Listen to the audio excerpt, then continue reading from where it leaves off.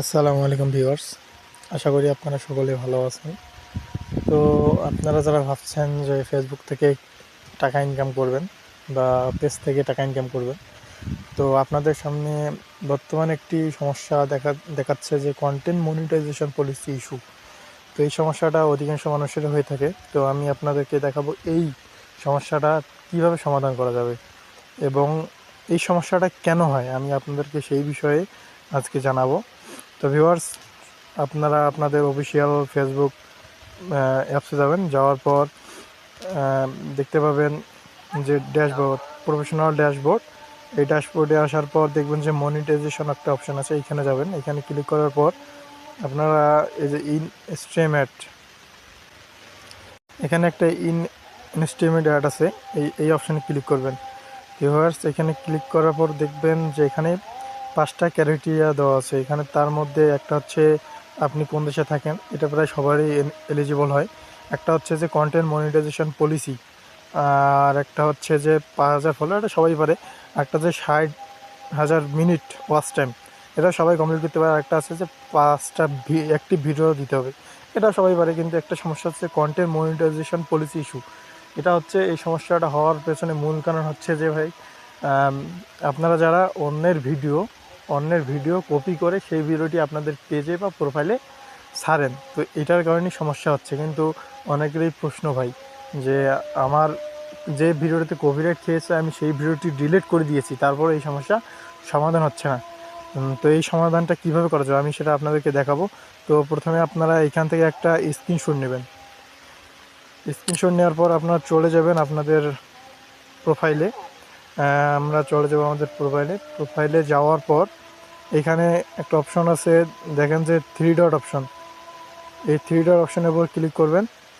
Click করার পর নিচে দেখবেন যে কপি লিঙ্ক, নিচে কপি লিঙ্ক দেওয়া আছে। এই কপি লিঙ্কে ক্লিক করবেন, কপি করবেন আপনার লিঙ্কটি।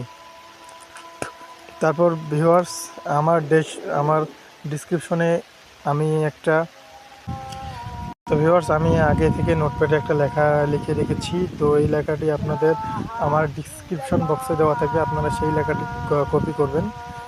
তো ভিউয়ার্স, এখানে আমি আমার পেজের লিঙ্কটি দিয়ে দেব। তো দিয়ে দেওয়ার পর এই লেখাটা আমি কপি করব, কপি করা শেষ। তো আবার আমি আমার অফিসিয়াল ফেসবুক অ্যাপসে যাব। যাওয়ার পর আপনারা দেখতে পাবেন যে এখানে একটা 3 ডট আইকন আছে। তো এখানে ক্লিক করবেন, ক্লিক করে নিচে আসবেন। নিচে এসে হেল্প অ্যান্ড সাপোর্ট অপশান আছে, এখানে আপনারা ক্লিক করবেন। ক্লিক করে দেখবেন যে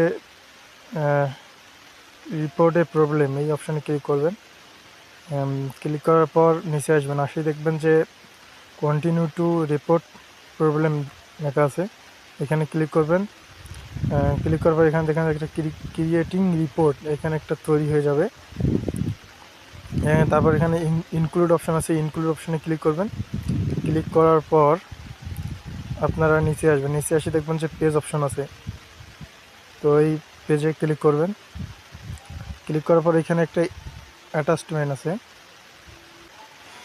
তো এখানে আপনারা যারা স্ক্রিনশট নিয়েছেন, এখানে ক্রস করে আপনারা আপলোড ফ্রম ফর্ম, এখানে যাওয়ার পর যে স্ক্রিনশট নিয়েছেন ওইখানে আপনারা এটা সাবমিট করবেন। করার পর এখানে আমি যে লেখাটা কপি করলাম ওইটা পেস্ট করব। তো আমরা ফেসবুকের কাছে যে আবেদনটা করব, সেই আবেদনটা কি লেখা থেকে করব, তো সেটা আমি আপনাকে বাংলা করে দিচ্ছি। তারপর আমরা এখানে দেখেন যে সেন্ড একটা অপশন আছে। তো এই সেন্ড অপশনে আমরা ক্লিক করব, ক্লিক করে আমরা রিপোর্ট পাঠাবো। তো এইভাবে বাগ রিপোর্ট তৈরি হয়ে যাবে, এইভাবে রিপোর্ট পাঠাবো। এইভাবে আপনারা 72 ঘন্টা পর পর, অর্থাৎ 3 দিন পর পর আপনারা রিপোর্ট পাঠাবেন। 3 দিন আমার রিপোর্ট পাঠানো হয়েছে, 3 দিন পাঠাবেন। সাথে সাথে আপনারা প্রায় 2-3 দিন লাইভ ভিডিও করবেন, 2-3টা 10 থেকে 15 মিনিট করে। তো আমি কি লেখা থেকে ফেসবুককে অ্যাপ্লাই করলাম, যে রিপোর্ট পাঠালাম সেটা হবে যে hello Facebook team, I got my Facebook page content monetisation policy issue. আমার পেজে আমি মনিটাইজেশন পলিসি ইস্যু পেয়েছি। I didn't follow Facebook community guideline properly. আমি ফেসবুকের যে গাইডলাইন সেটা আমি মেনে চলিনি। I made a mistake. এটা আমি জানি এটা আমার একটা ব্যর্থতা।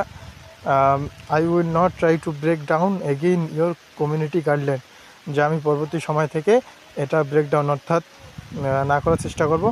Since this my first mistake, এটা হচ্ছে আমার প্রথম ব্যর্থতা। I request to you please solve policy issue remove. আমি আপনাদের কাছে রিকোয়েস্ট করতেছি, দয়া করে আপনারা আমার এই সমস্যাটা সমাধান করে দেবেন।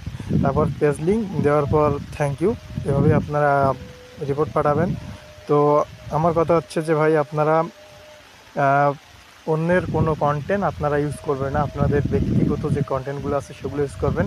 আর অন্য মানুষের যদি কোনো কন্টেন্ট থেকেই থাকে তাহলে আপনারা সেই কন্টেন্টগুলো ডিলিট করে দিবেন।